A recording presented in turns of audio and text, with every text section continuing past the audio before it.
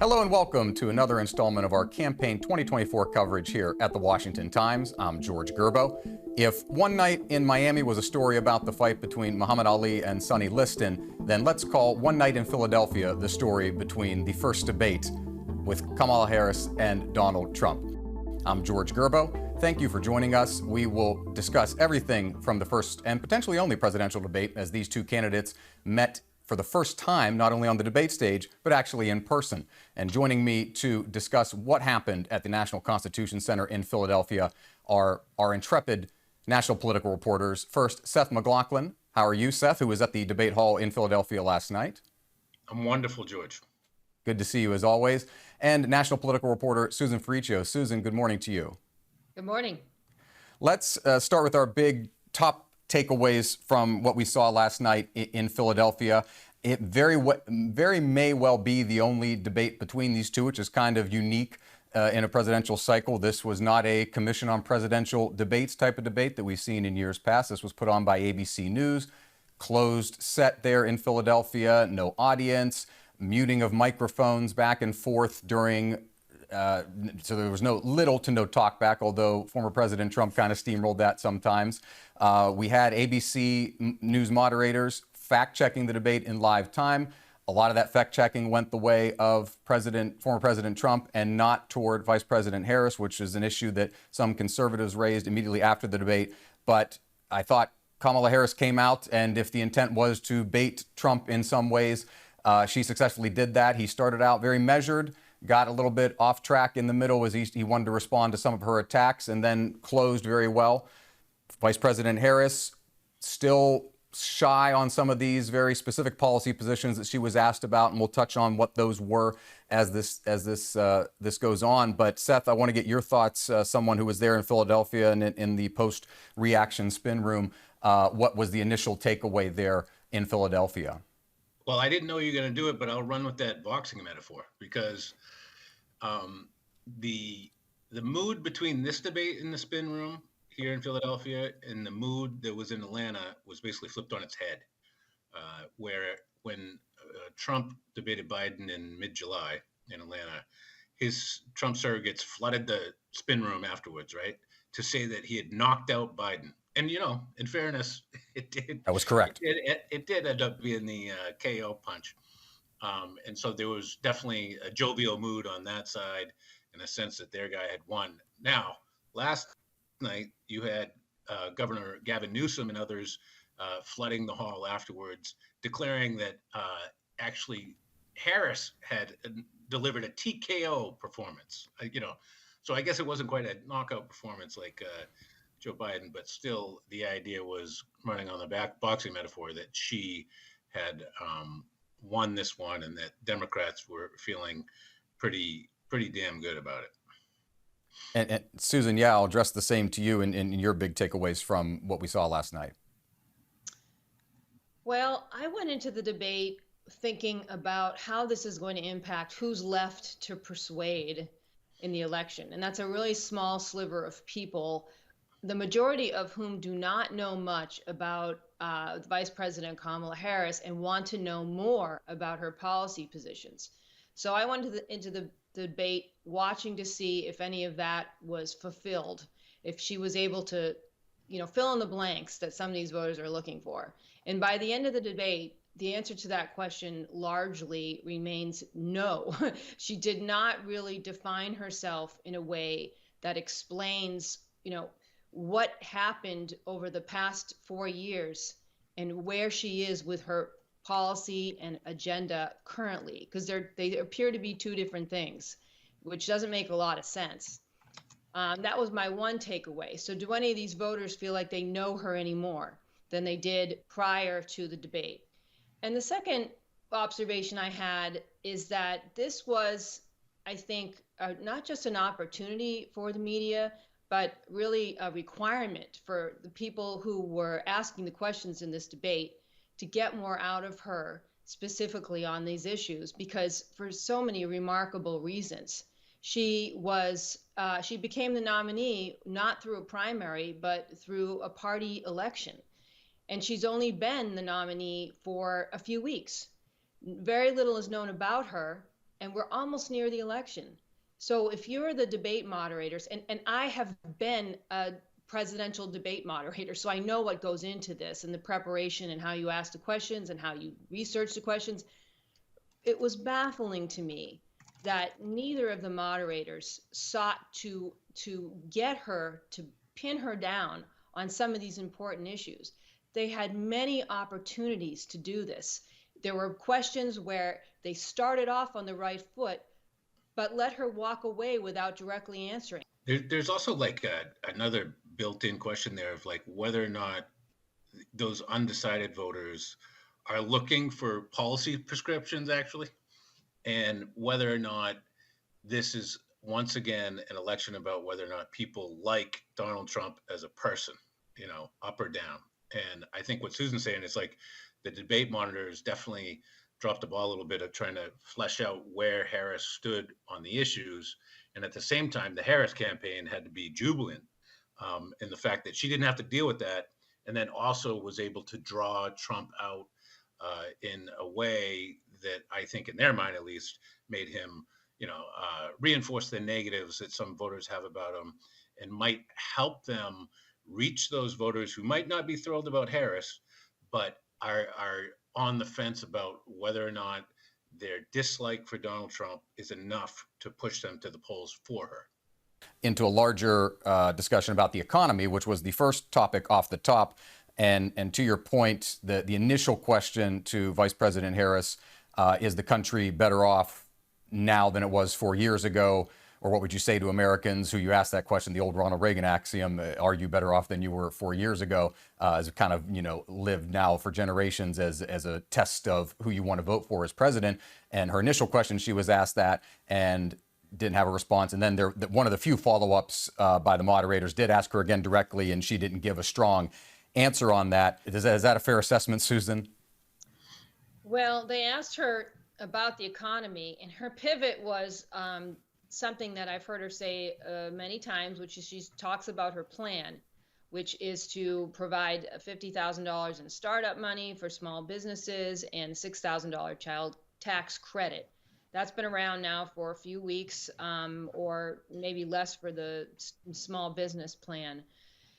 And that's basically her economic plan at this point. And she also wants to raise the corporate tax rate, not reduce it, but raise it to 28%, which is a lower number than what President Biden was proposing in his campaign pledge.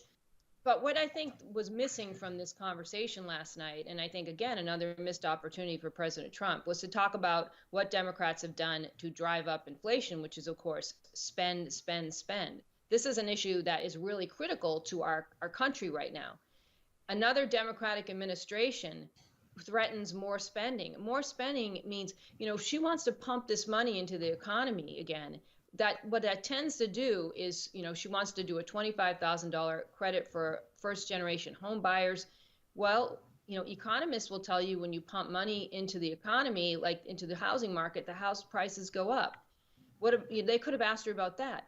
They also could have asked her about her price gouging plan, which has been compared to price controls, which could lead to food shortages. These are things she has named some specifics for her economic agenda. In fact, that was the first thing she came out with. And there are many ways to try to really dig into what exactly is your plan, and are you thinking about what the impact could be on the economy? Speaking of, economists that she was bringing up who said they loved her plan. Well, what about the economists who say your plan is actually perhaps pretty dangerous for our economy? One is a huge motivating issue, abortion. It has been in some of these off-year legislative elections and other special elections we've seen in places like Kansas, where it is motivating whether you are on the side of enshrining further protections against the practice or to allow the practice in certain states. Ohio is another one that just had a referendum a few months ago. And it has been a winner for Democrats. And Trump, we had a moment there almost where, as Susan mentioned, the point where asked if he would support a ban. He denied that support, and then it was cited that J.D. Vance said he would Vance said that Trump would veto a ban, and Trump almost got out to the right of Vance and said, I didn't discuss that with him. So there's still something to clear up there. And Trump has been asked about laws in Florida about restricting the practice to 6 weeks, or if he would be for certain term bans, but kind of some squabbling between Republicans and the base on where any limits on abortion, if there should be, would be placed, and it's still kind of an issue he's trying to figure out, it seems, Seth. Yeah, I mean, he's been doing a bit of a delicate dance with the issue. He wants to present himself as basically more palatable to people, perhaps in the suburbs, who are somewhat concerned that abortion rights would be totally stripped away, by telling them that's not really going to be the case at all. At the same time, when you really dig down into it, if you're a pro-life voter, I mean, what's your option, right? Like, you're going to vote for Trump if that's what's going to motivate you at the end of the day. You're not going to vote for Kamala Harris, like, that's not the way it's going to go. But I think he's got to shore up that base of support. Those are your shock troops all over the country, your ground forces that are going to be door knocking and, engaged through election day. So, you'll see blowback anytime Trump tiptoes away from sort of that traditional social conservative line on abortion, that you can see where there could be some headaches here and that. As for Harris, I think it's got to be, I don't know if Susan agrees, but it's got to be the biggest issue for her this election season, as far as rallying the troops outside of, again, the loathing that people within the party have for Donald Trump. George, just because I cut out, I wanted to put something else on the table here. Yeah, absolutely. Is that in the spin room, something that came up among the Trump people that I think they're betting on is that, like Susan's been saying, like, Harris kind of was able to avoid putting meat on the bones of some of her proposals and spelling out where she was on the issues. The Trump folks are betting that there's still so much time left in the campaign that she can't do that for 8 weeks straight. Because we know 24 hours in a political campaign is basically, it feels like a month, and you go through that every single day. So what Trump and his folks are going to be doing is hammering away, defining her on these issues, and sort of forcing her to actually spell out where she stands. Now, maybe she doesn't want to do that, and she's going to try to hold out, and they'll be reading polls and tea leaves and all that stuff. But there is going to be a far more aggressive approach over the last few months here to define her in those gray areas where she seems either hesitant or just doesn't want to share where she actually stands. And that's a good transition into our last topic, immigration, where it was hard to figure out. Just devolved way off topic into a disaster. Vice President Harris invited people to go to Trump rallies and see for themselves what he was talking about, as almost like a shock type of thing. Former President Trump went into some social media claims and memes about things that are happening in Springfield, Ohio, outside of Dayton, in terms of probably the most shock line of the debate, that people are eating pets. They're accusing unsubstantiated accusations of illegal immigrants there from Haiti eating pets, and it just devolved into a whole thing. Nothing about continued construction of the wall, how you would fund building a wall, staffing troop levels, whether that's via David Muir did ask him, you've supported more troops and National Guard and local police, but nothing beyond Trump saying yes to that, and certainly nothing from Harris. A line that Trump said at the end of the debate in his closing argument, if she's going to do these things, why hasn't she? I thought would have made a better punch, a better landed punch in the immigration topic, as Harris was the Biden administration's border czar. And there's, a lot of substance, not much substance, and a lot of bluster in terms of that on the Democratic side, Susan. And immigration still a motivating issue for a lot of people. And specifically, if you live in a southwestern border type state, Nevada, Arizona are states where there's a lot of voters on each side. And Nevada is considered a swing state. Arizona may be in some aspects as well, where those votes may decide not only important state races for important federal races for control of the Senate and the House, but also the election. And if you're a voter in those states, or a voter that just generally cares about immigration, you didn't hear much in terms of substance on those positions. I thought the immigration was played a role throughout the debate. It would pop up because Trump would bring it up. Like one of the things he said was that for example, when they talked about crime and the moderators brought up these sort of skewed crime statistics, that crime is actually going down. Trump pointed out that on the border, the crime is not going down, and that the crime wave from people coming across the border, they are causing serious crimes, murders, and burglaries, assaults. And yes, he brought up the strange rumors about Haitian immigrants and ducks and cats and dogs in Springfield, Ohio. And again, that gave the opportunity for him to be, fact checked by David Muir, who said he called the city manager, and the whole thing was just silly. But again, another opportunity to make him look bad. But he also talked about, what he made some really good points that the Biden administration could shut down immigration with a signature. Because again, remember, they reversed some of the immigration policies that were in place the second Trump left office and Biden was in office. And that basically started the big wave. It wasn't any vote of Congress. So he did a good job pointing out, he's like, you could have done it. You could have stopped this. And he said, why don't we end the debate right now and go down to Washington and have, Joe Biden sign off on this and shut it down now. And he was very specific about that. The thing is, voters know what Trump will do. Because he's already done it. And we, the wall, the, more deportations, remain in Mexico policy, all these things that help reduce illegal immigration. So everybody knows what he's going to do. All Harris has talked about is backing a measure that would hire 1,500 Border Patrol agents and some asylum judges for asylum seekers. In that this is a bill that does not have any way of passing Congress. And she said that's her escape route there. She just says, that's it. I'm going to sign that bill. That bill is never going to get to her desk. So what is she going to sign exactly? What can she do? Here's another opportunity. And I think Trump could have nailed her down on this because he occasionally did a good job turning to her and asking a question, which I think was really great because the moderators were not asking her the hard questions. What could she do unilaterally without any help from Congress, which is essentially, how the executive branch has to operate these days because the divided Congress. Immigration is not going to get solved by a divided Congress. And that gives us, as we wrap up here, a good chance to kind of, play things forward here. And where do we go from here type of thing. I will mention very quickly, nothing on guns the week after a school shooting in Georgia, nothing on education, nothing on AI. That may be more of a niche issue, but it is significant and it's something we cover very heavily here. And besides a tangential mention by Trump during the tariff segment, nothing heavy on China. And again, in my opinion, light on the economy and could have been deeper and more heavy on economic topics and price and those type of things that Americans are facing. I'll ask both of you. I'll start with you, Seth, as we wrap up here. Will there be a second debate? Should there be a second debate? And there's one scheduled for vice presidential candidates on October 1st in New York City. But should there be a second one and maybe a different type of format? Town hall questions are usually what we see when these are traditionally done by the Commission on Presidential Debates, though we're kind of setting our own rules on the fly as we go with these during this election cycle. Kamala Harris's campaign has come out and said that they are open and would like a second debate. Nothing from Trump immediately afterward, non-committal in terms of that in the spin room last night.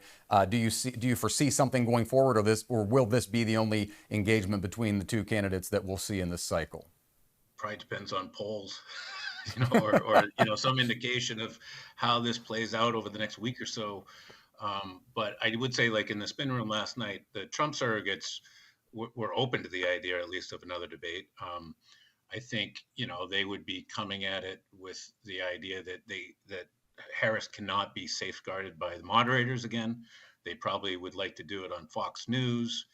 And I know that maybe Vivek Ramaswamy brought up the idea that he thinks the candidates should be able to question each other rather than having the moderators sort of, navigate things for them, basically to create, it's either going to create more rhetorical warfare or actually have them actually try to pin each other down on issues. So I don't know. I think, again, moving forward, everyone will kind of let the dust settle from this one, just like the last one. I think everyone, we could say, will stay in the race, unlike the last one. And I do believe, like Susan was saying, that Trump is probably going to refocus his message, or his campaign will try to get him to refocus his message on that. Why haven't you done it?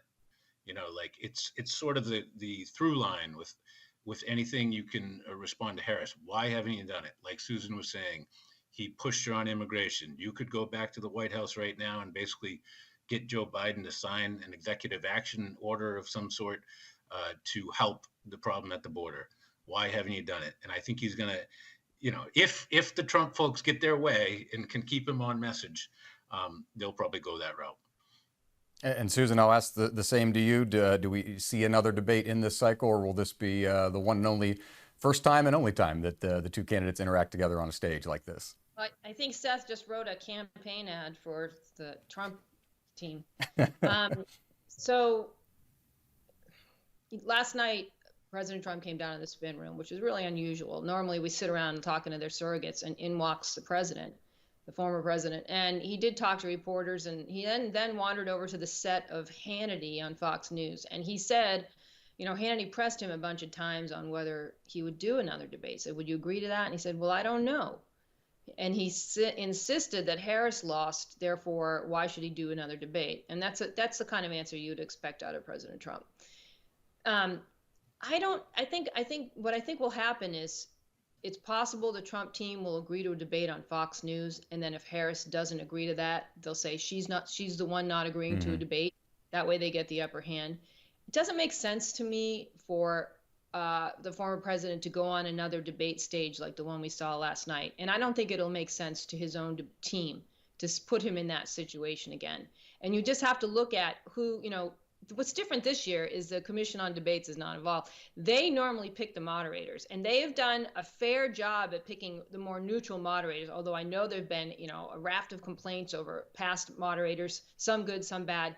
But this has been a free-for-all, basically, because the candidates have taken over the situation. And now, the Biden team secured these first two debates, if you recall. ABC is not exactly favorable territory for President Trump. It never has been. Yet he got up on that debate stage, maybe to his disadvantage. So I don't see it as a really good idea, and I doubt his team does, for him to go out and get on the debate stage, say, for NBC and face off, potentially hostile moderators once again.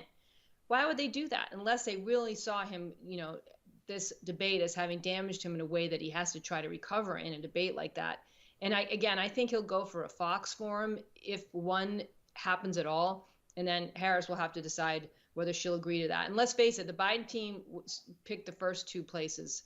And it makes sense for Trump to be able to have his say on another debate. Yep, and it could come together organically with just a few weeks before the election. So we'll see where the next couple of weeks take us. Seth Mclaughlin, Susan Ferrechio, our national politics reporters, thank you as always for joining me. Thanks a lot. And a thanks to everyone out there for watching. You can find Seth and Susan's work as well as all of our campaign 2024 coverage at WashingtonTimes.com/elections. For Seth and Susan, I'm George Gerbo. Thanks for watching, and we'll see you next time.